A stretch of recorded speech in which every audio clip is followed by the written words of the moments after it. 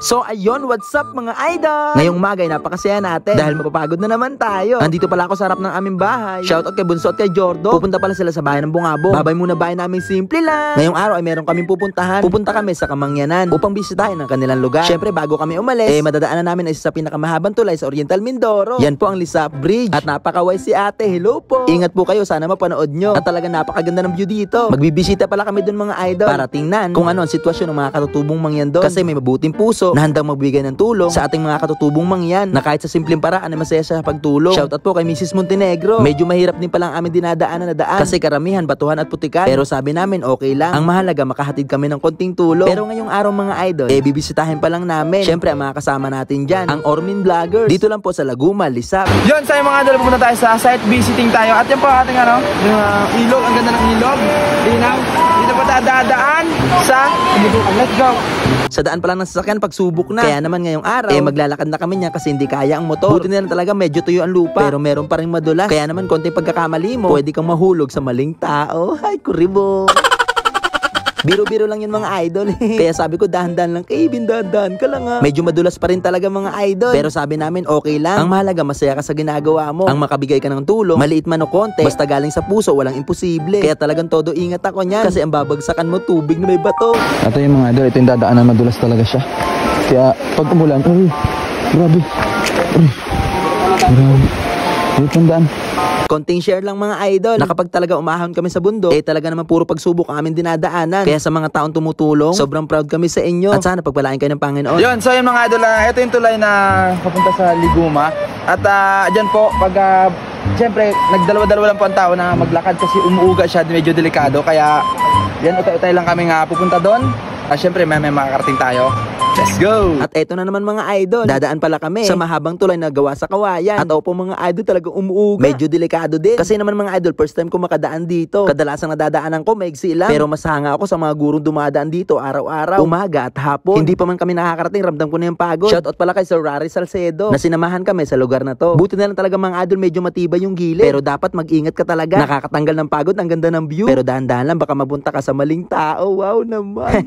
Kuribo. Mga ilang minutong aming paglalakad, nakarating na rin kami dito. Sitio Laguma, Barangay Lisap. Kakarating lang namin mga idol. Binigyan agad kami ng durian. Talagang napakabait ng tao dito. Kaya naman tuwan-tuwa ako niyan. Mukhang masarap to. Sa mga mahilig po sa durian, gusto mo ako. Charot. Syempre, hindi lang durian yung binigay sa amin. Meron din rambutan at meron din lansones. At ang daming durian sa kanilang bahay. Wow. Maya-maya, kinausap na rin namin ang kanilang sitio leader para makapagpaalam sa kanya. Nasabi namin sa susunod na araw, maghahatid kami ng konting tulong para sa inyo. Opo mga idol, merong eskwelahan dito. At napansin ko yung eskwelahan nila. Medyo kapos sa budget. Sabi namin, magbibigay po kami ng konting tulong para sa mga estudyante nag-aaral dito. Sa pagbalik namin, sana mapasaya namin kayo. Meron din pala ako napansin dito mga idol. Kung nakikita nyo mga idol, ito yung kanilang eskwelahan. Kubo lang siya mga idol. Sana may makapansin ang video na to. Sana po matulungan natin sila. Abangan nyo po ang aming pagbabalik. Tinanong namin sila at talagang excited na sila mga idol. Hindi na rin pala ako nagtagal dyan kasi pupunta pa ako sa bayan ng Bungabong. Mga ilang sandali, nandito na rin kami sa gym ng Bungabong. Kasi mga idol, merong laban. Bungabong versus Bansud. Sila pala yung mga players sa Intertown. Pagkadating nga namin mga idol, lamang na ang bayan ng Bungabong ng 10. Kaya naman medyo masaya kami niyan. Ang kaso, third quarter pa lang, mahaba pang laban. Kasali din pala dito ang aking bunsong kapatid, si Kirby Repel, si Colo. Eto na mga idol, bibigyan natin ng isang magandang laban to. Eto, Cloud may tanga ng bola, nagdadala dito, naghanap ng papasahan, binigay kay Repel on the pirate away. Kuribo! Kala ko pasok na, sablay pala. Samantalang naagawan ng bola ng bayan ng Bansud. Eto, atake dito, nagtatapasahan, binigay kay Alcaraz on the move to the basket, goes inside using the right hand. Let's go! Magagaling din pala itong mga players na to. Samantalang dito, buti na lang nabawi ni Claude underneath shot. Nice! Big shoutout sa mga players ng Bungabong at bayan ng Bansud. Good luck po both of team. Eto pala mga idol, tune up game. Pinapakita nila ang kanilang mga galing para sa malapit na pagharap sa Intertown Basketball. At balita ko medyo malaki din ang premyo. Kaya naman dapat galingan nyo lahat. Ipakita nyo lang ang galing nyo. Ipakita nyo kung sino kayo. Meron ako napansin si Gutierrez, sureball sa Bansud. Iba pala yun, magaling pala yun. Samantalang ito to on the move, Barikuto play, nice one. Samantalang babawi dyan ang Bungabong Repel, dara-diretso, nagtatapos sa pinasa kay Magtubag, ganda pasa, gandang tira, gandang lalaki. Syempre hindi magpapatalo dyan ang aking bunso. Sabi niya, isa pa nga, gagalaw ako, Repel number 3 all the way to the basket, goes inside, Barikuto play, ganda naman, galawan doon. Parang ako lang, wow naman. Dahil pagod ka na, pahinga ka muna. At oo nga pala mga idol, kayo na 10, ngayong konti na lang. Samantalang dito Gutierrez from inside side. Yes sir! Pamatay sunog ang bayan ng Bungabong. Cloud on the tree stop and vampire the way puts it down. Hatid sa inyo ng Cobra. Huwag kang magmamahal ng sobra, baka iwanan ka, masakit yon. Talaga namang ayaw magpatalo ng bayan ng Bansud, samantalang dito too small baby. Sabi niya nakabawi din.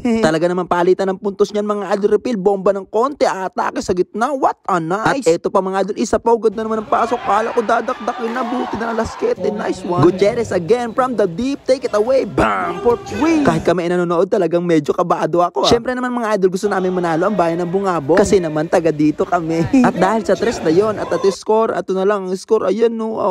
Naging 4 na lang sa 10. Fourth quarter na din, wala ang tira doon, samantalang dito Moyo on the 3. Bam! For 3, isa na lang. At kahit tune up game mga idol, talaga naman bugbugan ang laban, hindi mawawala ito. Ayan no.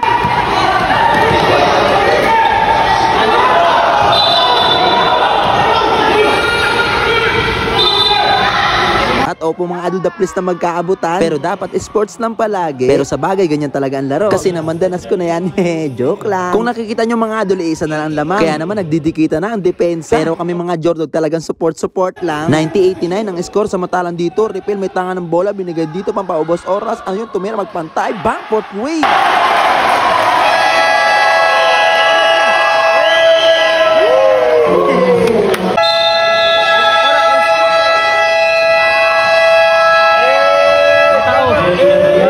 Ito po mga idol, magandang balita. Panalo ang bayan ng Bungabong. 1-1 na pala ang kanilang standing sa tune-up game. At abangan natin ang mga magagandang laban. Syempre dahil taga Bungabong ako, support ako sa inyo. Lalo na sa aking bunso. Paalam, I love you. Sa mga naghahanap ng supplies para sa inyong furniture, syempre sa mga gustong magpagasolina ng kanilang mga motor, sasakyan at iba pa, dito lang yan sa Caltex at Eagle Tech Shop. Matatagpuan nyo lang dito sa bayan ng Bungabong, katapat ng Innovative College. At agad nga ako pumunta dito mga idol at bumisita dahil si Papa ay merong konting request. Gusto daw niya ng mga gamit para daw hindi siya mahirapan at hindi na manghiram sa aming kapitbahay. Marami ka palang mapipili dito mga idol at mabibili. Madali lang din siya makita. Kaya naman sa mga gustong bumisita, punta lang po kayo dito sa Eagle Tech Shop. Meron din po pala silang FB page. Napakadaling makita at basahin. Pinapasok ko na nga si Papa sa loob. Sabi ko dyan, sige na, pili ka na ng gusto mo. At mukhang nahiya pa siya. Kasi mga idol, minsan lang siya mag-request sa akin. Ito palang video nito ay nung nakarang araw pa. At ito na nga mga idol ang napili ni Papa. Isang welding machine at may grinder pa. Tapos meron ding lagare at metro na gagamitin niya sa paggawa sa aming kubo. Kaya naman sobrang saya ni Papa. Tara na sa Eagle Tech Shop. Dito lang sa bayan ng Bungabong.